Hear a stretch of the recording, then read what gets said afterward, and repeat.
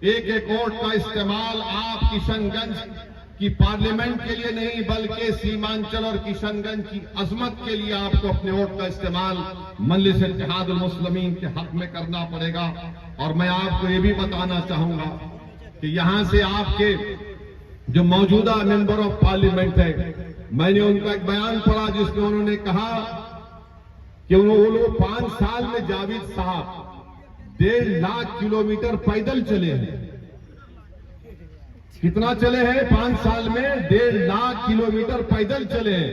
और यहां से हैदराबाद 9000 किलोमीटर है। मुझे नहीं मालूम था, वरना मैं भी पैदल सफर शुरू करता तो 2-3-6 महीने में पहुंच जाता, 8 महीने में। मगर जावेद साहब बोलते हैं कि 1.5 लाख किलोमीटर 5 साल में चले। जावेद साहब, आप चले नहीं मालूम, मगर एक बात की तो सच्चाई जरूर है, आप में और मोदी में झूठ बोलने का कंपटीशन चल रहा है। मोदी ने कहा 15 लाख आ जाएंगे, 2 करोड़ नौकरियां मिलेंगी, तो जावेद ने कह दिया मैंने 5 साल में 1.5 लाख किलोमीटर चला। कितना झूठ बोलेंगे आप? अल्लाह ने आपको आंखें दी, दिल दिया, क्या आपको दिख नहीं रहा यहां पर तबाही और बर्बादी हो रही है? यहां पर आप सच्चाई जानते हैं मेरे भाई। अमृतसर को एक जन साधन एक्सप्रेस ट्रेन जाती है जिसको पलायन एक्सप्रेस कहते हैं। उसके टॉयलेट में यहां के बच्चे बैठकर जाते हैं ट्रेन में। उसके शौचालय में, ट्रेन के अंदर नहीं, ट्रेन के शौचालय में बैठकर जाते हैं। और आप बात कर रहे हैं 1.5 लाख किलोमीटर आप चल रहे हैं। अरे हम तो हैदराबाद से आकर ये सब देखकर बोल रहे हैं, तुम तो यही के हो, तुमको नजर नहीं आता है? क्या हो गया तुमको? मेरे अजीज दोस्तों और बुजुर्गों, इसीलिए हम फिर से कह रहे हैं 26 तारीख को आपको अपना एक वोट अख्तर अली मान साहब के हक में इस्तेमाल करना पड़ेगा।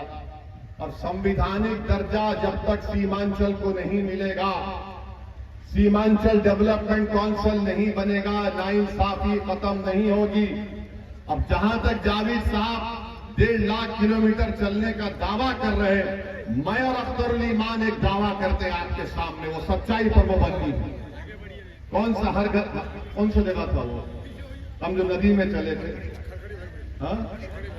करकरी बरबरी घाट में पिछले साल हम और अख्तर अली मान और पूरे हमारे मजलिस के 60-70 लोग नदी में चले, ब्रिज गिर गया था। जी सरवली, हाँ, नदी में चले थे। 15 मिनट चले हम, 15 मिनट चले तो आज आप जाकर देखो काम शुरू हो गया। जावेद साहब, तुम्हारे चलने में हमारे चलने में फर्क यह है कि जब तुम चले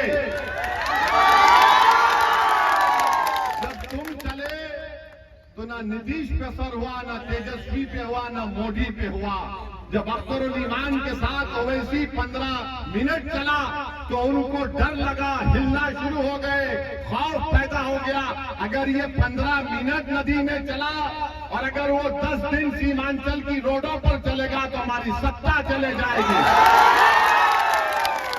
ये फर्क होता है एक शेर के चलने में और एक गीदड़ के चलने में। और शेर अख्तर अली मान है।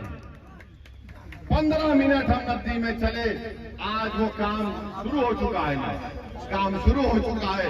आप ऐसे आदमी को अपना वोट दीजिए जिसके चलने से गवर्नमेंट घबराती है।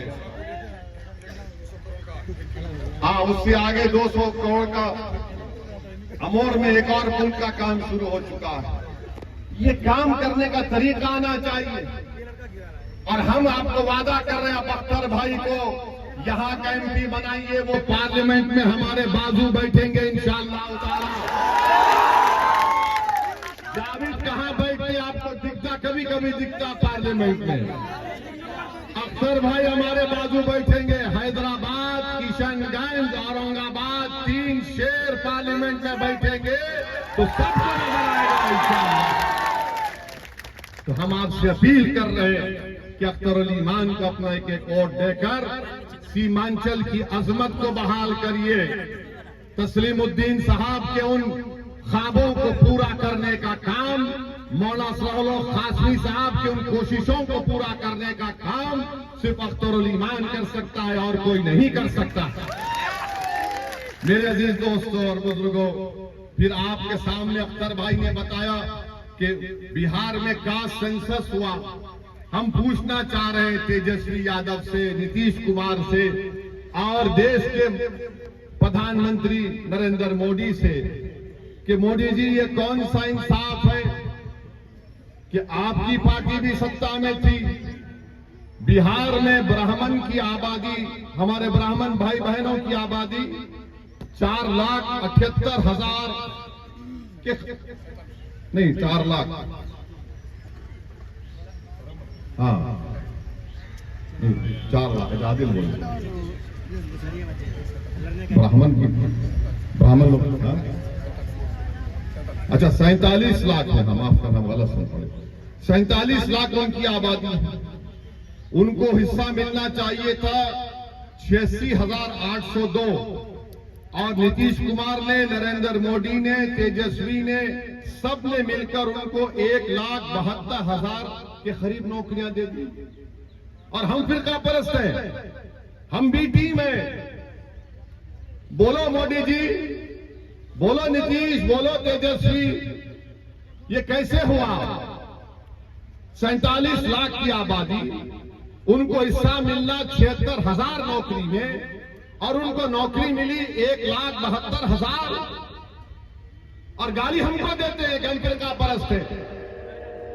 अच्छा आप आ जाइए यादवों का, हाँ 1,86,000 हमारे यादव भाई बहनों की आबादी है, हाँ 1 करोड़ बिल्कुल, और उनको नौकरी मिली 2,92,000 जबकि उनको मिलना चाहिए नहीं, उनको नौकरी मिली 2,89,000। आप बताइए फिर अब आ जाइए सुरजापुरी, कुल्हैया, शेरशाहबादी। सुरजापुरी की आबादी 24,50,000 है और नौकरी मिलना चाहिए 29,000 और उनको मिला खाली 15,000। हम जिम्मेदार हैं। और फिर आप आ जाइए कुल्हैया बरादरी, 12 लाख उनकी आबादी है, मिलना चाहिए नौकरी 19,000, मिली 6,000। क्या आप यहां से जब उठ कर जाएंगे, हमारी बात को सोचिए। हम यहां पर हैदराबाद से आए हैं, आपके लिए आए हैं। इंसाफ कौन दिलाएगा? और इंसाफ उस वक्त मिलेगा जब तुम 26 तारीख को जाकर पतंग छाप पर बटन दबाओगे, तो तुम्हारा बटन जब पतंग छाप पर दबेगा तो तुम्हारे उस बटन दबाने से मोदी भी दबेगा, नीतीश भी दबेगा, तेजस्वी भी दबेगा। जब तुम उनको दबाओगे तो तुम ऊंचाई के आसमानों पर उड़ोगे। वरना याद रखो, हम गुलामी करने के लिए पैदा नहीं हुए इन लोगों के लिए। अब आप आ जाइए शेरशाहबादी, हमारे भाई बहन 13 लाख उनकी आबादी, 21,000 उनको नौकरी मिलनी चाहिए, उनको नौकरी मिली खाली 5,500। बताओ फिर ये कौन नाइंसाफी कर रहा है? तुम्हारा आदादोशुमार है, तुम्हारे सरकार की आदादोशुमार है और तुम क्या कर रहे हो?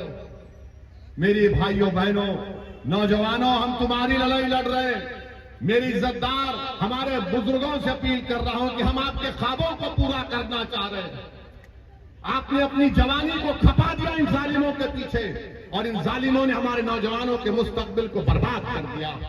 अगर आज ओवैसी तुम्हारे सामने खड़ा है, इसलिए खड़ा है कि बुजुर्गों के ख्वाबों को पूरा करना, हमारी मां और बहनों के आंख से आंसू बहना कम हो जाना और हमारे बच्चे इसी सरजमीन पर बैठकर इज्जत की जिंदगी गुजारे, ये हमारी कोशिश है। तो इसलिए हम आपसे अपील कर रहे हैं कि आप अपना एक और 26 तारीख के दिन MIM पार्टी के हक में इस्तेमाल करिए। और फिर हम कल से हम देख रहे हैं हमारे भारत के प्रधानमंत्री नरेंद्र मोदी का एक भाषण हुआ। नरेंद्र मोदी ने कोई नई बात नहीं कही, हमेशा कहते हैं, आज भी कह दिया उन्होंने क्या कहा कि मुसलमान बच्चे बहुत पैदा करते हैं। मोदी जी ने कहा